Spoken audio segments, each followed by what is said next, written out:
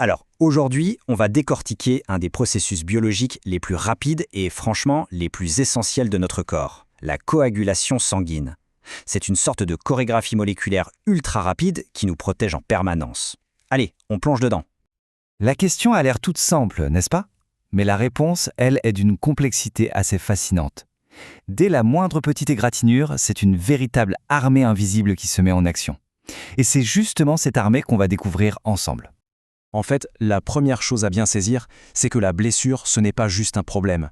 C'est aussi le signal de départ. C'est l'appel d'urgence qui va lancer toute l'opération. Voilà la définition de base. Le mot absolument clé ici, c'est cascade. Pensez à un effet domino. Une réaction en déclenche une autre, qui en déclenche une autre, et ça amplifie le signal à une vitesse folle. Et le but final de tout ça, transformer quelque chose de liquide et soluble, le fibrinogène, en un filet solide, insoluble, la fibrine. C'est vraiment ce passage de l'état liquide à solide pour venir colmater la brèche. Pour bien se représenter le truc, on va utiliser une analogie toute simple qui va nous suivre. Imaginez une grosse rupture de canalisation. Eh bien, la coagulation, c'est l'équipe de construction d'urgence qui débarque sur le chantier pour bâtir un barrage en un temps record et empêcher l'inondation. Bon, maintenant qu'on a le décor, il est temps de rencontrer les membres de cette fameuse équipe d'intervention. Et comme dans toute bonne équipe, il y a des spécialistes avec des rôles bien précis, il y a ceux qui construisent, et puis il y a ceux qui supervisent. D'abord, on a les activateurs. Eux, ce sont les bâtisseurs, les forces vives sur le terrain. Leur seule et unique mission, c'est de participer à la formation du caillot de fibrine, notre barrage d'urgence. Mais voilà, une construction sans supervision, ça peut vite tourner au chaos. Et c'est là qu'interviennent les inhibiteurs. Pensez à eux comme les inspecteurs de sécurité du chantier. Leur boulot, c'est de s'assurer que le caillot se forme bien là où il y a la blessure et surtout, pas ailleurs dans la circulation sanguine, parce que ça, ce serait une catastrophe. Si on zoome un peu sur cette équipe de bâtisseurs, on trouve en gros 3/4 de métier. On a les enzymes, ce sont les ouvriers qualifiés, ceux qui découpent et qui assemblent les pièces. Ensuite, les cofacteurs, eux, ce sont les contremaîtres. Ils ne construisent pas directement, mais ils sont là pour accélérer et optimiser le boulot des enzymes.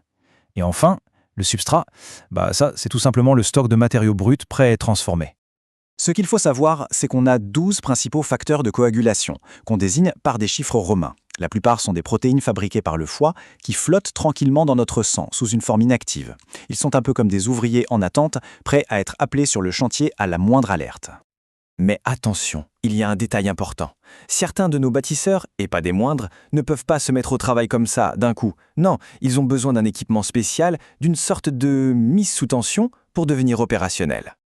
Et voici les stars de l'équipe, les facteurs 2, 7, 9 et 10. Ces quatre-là, on les appelle les facteurs vitamine K dépendants. Ça veut dire que sans une modification chimique qui n'est possible que grâce à la vitamine K, eh bien, ils sont tout simplement inutiles. Alors comment ça marche exactement? Regardons un peu ce cycle. En gros, la vitamine K vient charger une enzyme. Cette enzyme, une fois chargée, va pouvoir modifier nos protéines bâtisseuses. On les voit passer de précurseurs inactifs à protéines fonctionnelles. C'est cette petite modification qui va leur permettre de s'accrocher au calcium et de s'ancrer solidement là où il y a la blessure. Sans cette étape, impossible pour elles d'accéder au chantier. Donc, le point crucial à retenir, c'est ça. Pas de vitamine K, pas d'activation correcte de ces protéines clés. Même si elles sont bien présentes, elles ne peuvent pas faire leur travail. C'est un peu comme avoir des ouvriers sur un chantier, mais sans leurs outils. Ils sont là, mais ils ne peuvent pas participer à la construction du barrage. Et d'où vient-elle, cette vitamine si essentielle? Eh bien, principalement de 2 sources. La vitamine K1, on la trouve dans notre alimentation, en particulier dans les légumes verts. Et la K2, elle, est produite directement à l'intérieur de notre corps par les bonnes bactéries de notre flore intestinale. C'est un super exemple de la connexion entre ce qu'on mange, notre microbiote et nos mécanismes de survie les plus fondamentaux.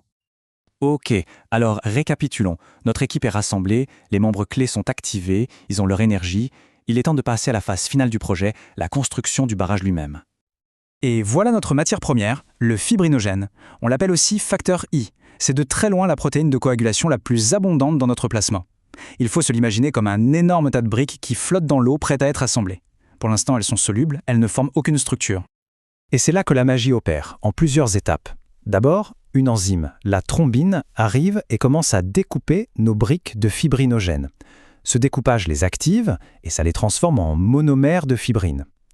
Puis, une fois activées, ces briques s'assemblent, toutes seules, spontanément, pour former de longs brins.